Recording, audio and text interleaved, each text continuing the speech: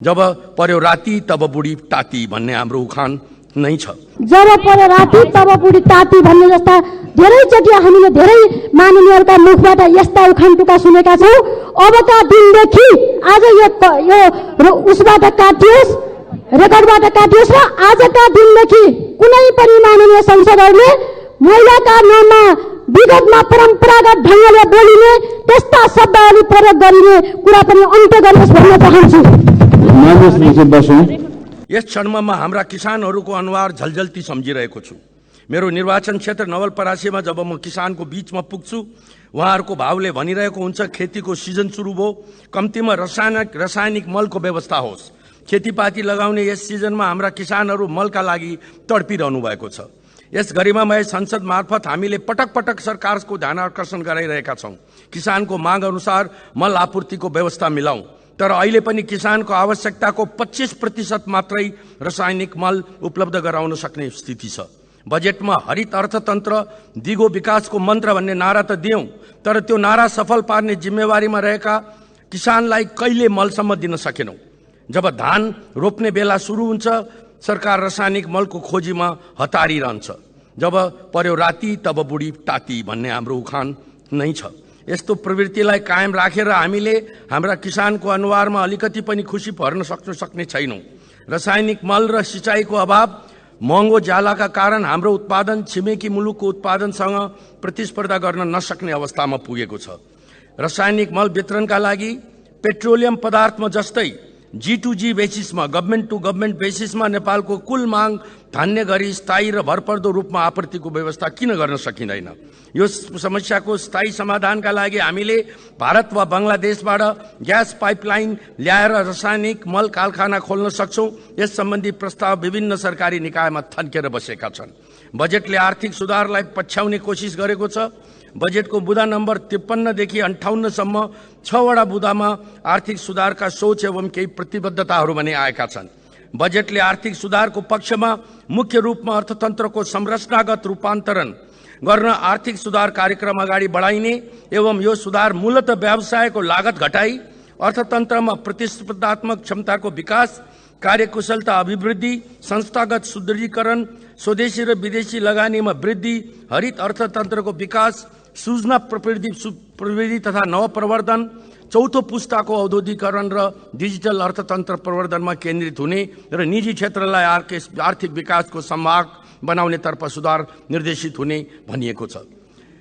तर पनि आर्थिक सुधारका दृष्टिकोणले देशले प्राप्त गर्ने राम्रो नतिजामा पुग्नका लागि यो बजेटले नयाँ दिशा र नयाँ गन्तव्य लिन सक्नुपर्ने थियो भन्ने मेरो मान्यता हो।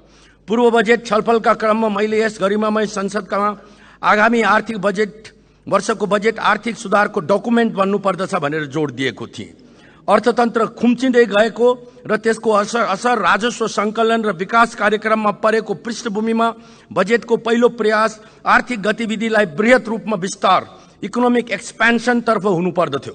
मलाई लाग्छ अर्थमन्त्रीको राजस्व बढी उठाउने प्रयासले यो उद्देश्यलाई पछाडि धकेल्न सक्छ र करका दायरा बढाउनेतर्फ बजेट केन्द्रित हुने क्रममा पहिलेदेखि नै सङ्घर्ष गरिरहेका उद्योग, व्यापार, पर्यटन क्षेत्रमा घुमाउरो शीर्षक अन्तर्गत थपिएका करहरूले अर्थतन्त्रको विस्तारमा सहयोग पुर्याउँदैन। निजी क्षेत्रको मनोबल उच्च बनाएर मात्र अर्थतन्त्रको विस्तार हुन सक्छ, तर अहिले निजी क्षेत्र उत्साहित भएको देखिँदैन। अर्थतन्त्रको बृहत्तर विस्तारबाट नै राजस्वको आकारलाई पनि बढाउन सकिन्छ। नेपाल यसै पनि दक्षिण एसियामै सबैभन्दा उच्च कर जीडीपी को 24% भएको मुलुक हो। यस पृष्ठभूमिमा उद्योग व्यवसायमा थप कर वृद्धि गर्दै जानु भनेको हाम्रा उत्पादनलाई प्रतिस्पर्धा विहीन अवस्थातर्फ धकेल्नु हो। हाम्रा अर्थतन्त्रमा निम्न अनुसार प्याराडाइम शिफ्ट हुनुपर्छ भन्ने मेरो मान्यता छ। State based economy to corporate based economy, trade based economy to industry based economy, domestic economy to global economy, employment based economy to self-employment based economy, informal economy to formal economy. सामान्य सभामुख महोदय, देश आर्थिक विकासको द्रुत गतिको प्रतीक्षामा छ। आजको दिनमा नेपाली नागरिक कुनै कारणले राजनीतिप्रति बेखुसी छन् भने त्यो आर्थिक विकास नभएकै कारणले हो। मेरो स्पष्ट मान्यता छ आजको समयमा हाम्रो राजनीति, अर्थनीति र कूटनीतिको पहिलो लक्ष्य आर्थिक विकास नै हुनुपर्दछ। आर्थिक विकास र नागरिकको जीवनस्तर परिवर्तनसँग जोडिन नसकेको राजनीति जनताबाट टाढै जाने गर्दछ। त्यसैले राजनीतिको केन्द्र भागमा आर्थिक विकास र आम नागरिकको जीवनसँग जोडिएका एजेन्डाहरू रहनु पर्दछ। बजेटले आम नेपाली नागरिकलाई यो सन्देश दिने र सोही अनुसार विकास बजेटको दिशा तय गर्नुपर्दछ। मैले भन्दै आएको छु, बजेटको संरचनागत परिवर्तन हुनुपर्दछ। विकास बजेटको अंश सबैभन्दा धेरै हुनुपर्छ र चालू खर्च निर्मम रूपमा कटौती गर्नुपर्दछ। बजेटको बुँदा नम्बर 19 मा माननीय अर्थमन्त्रीज्यूले उल्लेख गर्नुभएको छ, साधारण खर्चमा वृद्धि हुँदै गएको छ। तलब भत्ता, सामाजिक सुरक्षा, वित्तीय हस्तान्तरण, प्रशासनिक खर्च लगायतको साधारण खर्च र बढ्दो ऋण भुक्तानीको दायित्व व्यवस्थापन गर्न 12 खरब 80 अरब विनियोजन गर्नु परेको छ। यो रकम कुल बजेटको 73% हुन आउँदछ। कुल बजेटको ठूलो हिस्सा यसरी छुट्याउनु पर्दा विकास कार्यका लागि स्रोत व्यवस्थापनमा चाप परेको छ। आगामी वर्षको बजेटमा चालू खर्चको अंश 65% र पुँजीगत बजेटको अंश केवल 17% रहेको छ। अर्थात् हामी 17 रुपियाँको विकास गर्नका लागि 65 रुपियाँ खर्च गर्ने तयारीमा छौं। यो भनेको सरासर देश आर्थिक विकासको द्रुत गतिमा अगाडि बढ्न सक्दैन भन्ने कुराको आत्मस्वीकारोक्ति हो भन्ने म मान्दछु। यो अवस्था अहिले आएको होइन, धेरै वर्षदेखि बाटो बिराएको हाम्रो राजनीति, अर्थनीति र कूटनीतिको उपज भने पक्कै पनि हो। यसलाई परिवर्तनको दिशामा हिँडाउनु परेको छ। अहिले त हाम्रो अवस्था कस्तो भयो भने देशले वार्षिक रूपमा भुक्तानी गर्नुपर्ने ऋणको सामा ब्याज भन्दा पनि हाम्रो विकास बजेटको अंश सानो हुन थाल्यो। यस बजेटमा सामा ब्याज भुक्तानीको लागि विविध वित्तीय व्यवस्थापनतर्फ 17% र विकास कार्यक्रमका लागि पनि 17% नै बजेट विनियोजन गरिएको छ। यो हाम्रो अर्थतन्त्रको लागि अर्को गम्भीर सूचक हो भन्ने हामीले बुझ्नु पर्दछ। हामीले देशको समग्र अर्थतन्त्रको ट्रान्सफर्मेसनका लागि अत्यन्तै फराकिलो सोच लिनु पर्दछ। मान्य के राख्नुस्, हामी स्पष्ट हुनु पर्दछ। एकैछिन मान्य, मैले समय उहाँलाई दिएछु। सम्माननीय सभामुख महोदय, हाम्रो प्रतिनिधि सभाको नियमावली 21 को घमा लेखिएको छ, यो सम्मानित सदनमा कसैलाई अपमानजनक शब्द प्रयोग गरिने कुरा चाहिँ हुँदैन। नेपाली उखानलाई लिएर जहिले पनि नेपाली महिलामाथि आक्रमण गरिने गरिन्छ। यो कुरा कहिलेदेखि अन्त्य हुन्छ, यो कुरा म सोध्न चाहन्छु। जहिले पनि उखान टुक्का गर्दा महिलामाथि नै यो सदनमा बोलिनु पर्ने, कहिलेदेखि हामी यो नेपालको समाजलाई सुसंस्कृत सभ्य समान खालको समाज बनाउन चाहन्छौँ। यो चाहिँ आपत्तिजनक शब्द छ। जब पर्यो राति तब बुढी ताती भन्ने जस्ता धेरैचोटि हामीले धेरै माननीयहरूका मुखबाट यस्ता उखान टुक्का सुनेका छौँ। अबका दिनदेखि आज यो उसबाट काटियोस्, रेकर्डबाट काटियोस् र आजका दिनदेखि कुनै पनि माननीय संसदहरूले महिलाका नाममा विगतमा परम्परागत ढङ्गले बोलिने त्यस्ता शब्दहरू प्रयोग गरिने कुरा पनि अन्त्य गरियोस् भन्न चाहन्छु। मान्य सदस्य बसौँ। वक्ता मान्य सदस्यले छलफलमा भाग लिएर बोलिरहँदाखेरि जब पर्यो राति तब बुढी ताती भन्ने शब्दावली लैङ्गिक प्रयोग गर्नुभयो, जो लैङ्गिक मैत्री नभएकोले गर्दा रेकर्डबाट हटाउन म सचिवालयलाई निर्देशन गर्दछु यो शब्दलाई। मान्य सदस्य आफ्नो कुरा अगाडि लानुहोस्। आगामी वर्षको चालू बजेट खर्चको अंश 65% र पुँजीगत बजेटको अंश 70% छ। अर्थात् हामी 17 रुपियाँको विकास गर्नका लागि 65 रुपियाँ खर्च गर्ने तयारीमा छौं। यो भनेको सरकार सरासर देश आर्थिक विकासको द्रुत गतिमा अगाडि बढ्न सक्दैन भन्ने कुराको आत्मस्वीकारोक्ति हो। यो अवस्था अहिले आएको होइन, धेरै वर्षदेखि बाटो बिराएको हाम्रो राजनीति, अर्थनीति र कूटनीतिको उपज भन्ने पक्कै पनि हो। यसलाई परिवर्तनको दिशामा हिँडाउनु परेको छ। अहिले त हाम्रो अवस्था कस्तो भयो भने देशले वार्षिक रूपमा भुक्तानी गर्नुपर्ने ऋणको सावा ब्याज भन्दा हाम्रो विकास बजेटको अंश सानो हुन थाल्यो। यस बजेटमा सामा ब्याज भुक्तानीका लागि वित्तीय व्यवस्थातर्फ 17.55% र विकास कार्यक्रमका लागि पुँजीगत तर्फ 17.25% बजेट विनियोजन भएको छ। यो हाम्रो अर्थतन्त्रको लागि अर्को गम्भीर सूचक हो भन्ने हामीले बुझ्नु पर्दछ। हामीले देशको समग्र अर्थतन्त्रको ट्रान्सफर्मेसनका लागि अत्यन्तै फराकिलो सोच लिन सक्नु पर्दछ। हामी स्पष्ट हुनु पर्दछ। अर्थतन्त्रलाई अर्को तहमा नेक्स्ट लेभलमा पुर्याउन हामीसँग केवल दुईटा विकल्प छन्। पहिलो जलविद्युतको निर्यात र दोस्रो पर्यटन प्रवर्धन। भारतका सम्माननीय प्रधानमन्त्री नरेन्द्र मोदीले नेपालबाट भारतले 10 वर्षमा 10,000 मेगावाट विद्युत खरिद गर्न चाहेको सार्वजनिक घोषणा गर्नुभएको छ। अब हामीले सोच्नुपर्छ कि के हामी 10 वर्षमा भारतलाई 10,000 मेगावाट विद्युत बेच्न सक्ने हैसियतमा पुग्ने छौं त?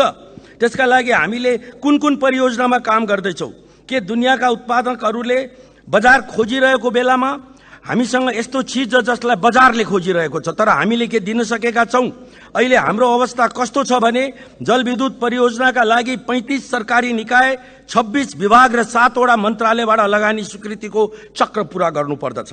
यस पृष्ठभूमिमा लगानी बोर्डको औचित्यमाथि प्रश्न उठ्छ के हामीले यही नीति बेहोर्नका लागि लगानी बोर्डलाई एउटा सिंगल विन्डोको नाममा स्थापना गरेका थियौं?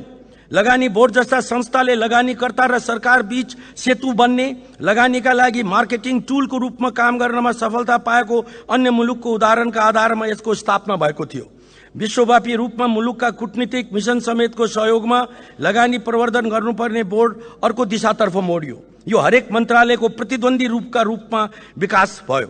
बजेटमा मुद्दा नम्बर 180 पर्यटन प्रवर्धनका लागि 23 देखि 32 सम्मलाई पर्यटन दशकको रूपमा मनाउने घोषणा गरिएको छ।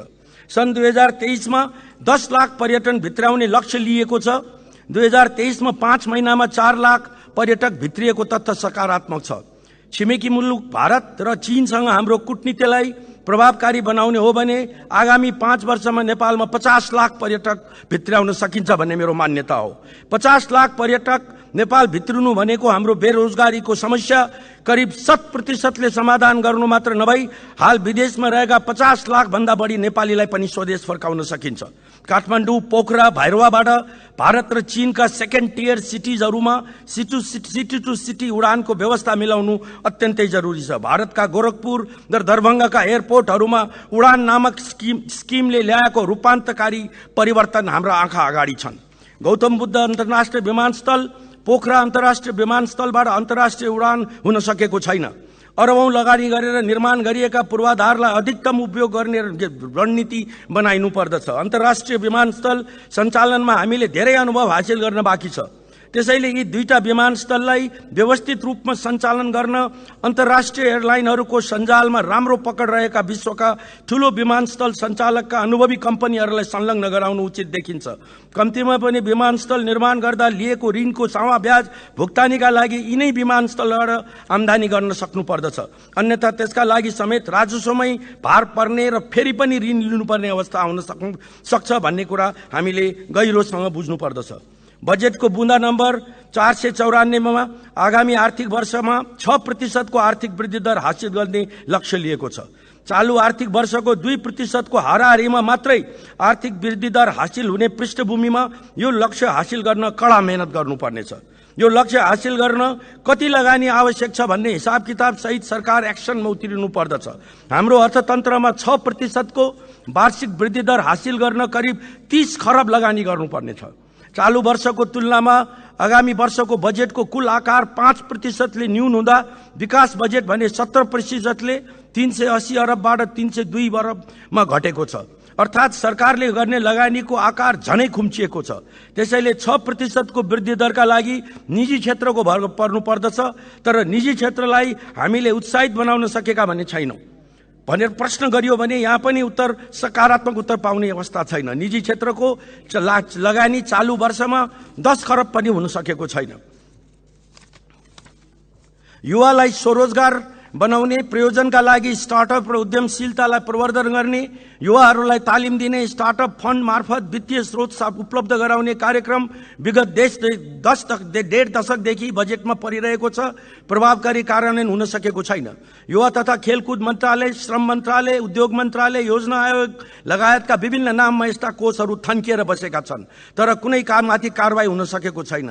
यी सबै कोषहरूलाई एकत्रित गरी युवाहरूलाई सही तालिम तथा प्रशिक्षण प्रदान गर्ने र वित्तीय पहुँचमा जोड्ने काम लगाउन सकिन्छ र यो प्रयोजनका लागि देशभरि छरिएर बसेका बैंक तथा वित्तीय संस्थाका 5000 भन्दा बढी शाखालाई त्यो प्रशिक्षण र बिना धितो ऋणको समुचित प्रयोग गर्ने एकीकृत थलोको रूपमा विकास गर्नुपर्दछ।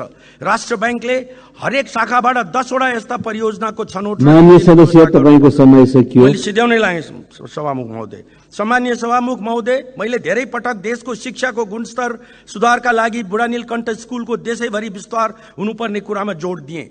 बजेटको बुँदा नम्बर 210 काठमाडौँको बुढा नील स्कुल र पोखराको गण्डकी बोर्डिङ स्कुलको सञ्चालन मोडालिटी अवलम्बन गरी धनकुटा, बर्दिवास, तानसेन, सुर्खेत र डडेलधुरामा एक नमुना आवासीय सामुदायिक स्कुल स्थापनाका लागि सम्भाव्यता अध्ययन र पूर्व तयारीका काम अगाडि बढाइने भनिएको छ, जसलाई म स्वागत गर्न चाहन्छु। म आगामी वर्षमा यी स्कुलहरू सञ्चालनमा आउनेछन् भन्ने आशा लिएको छु। अन्त्यमा नवलपरासी बर्दघाट सुस्ता पश्चिम निर्वाचन क्षेत्र 1 को बर्दघाटमा प्राथमिक ट्रमा केयर सेन्टर बुँदा नम्बर 245 मा स्मल र मिडियम भिलेज स्थापना इन्डस्ट्रियल भिलेज स्थापनाका लागि बजेटमा प्राथमिकतामा दिएकोमा म नवलपरासीका आम नागरिकलाई बधाई तथा सरकारलाई धन्यवाद भन्न चाहन्छु। धन्यवाद।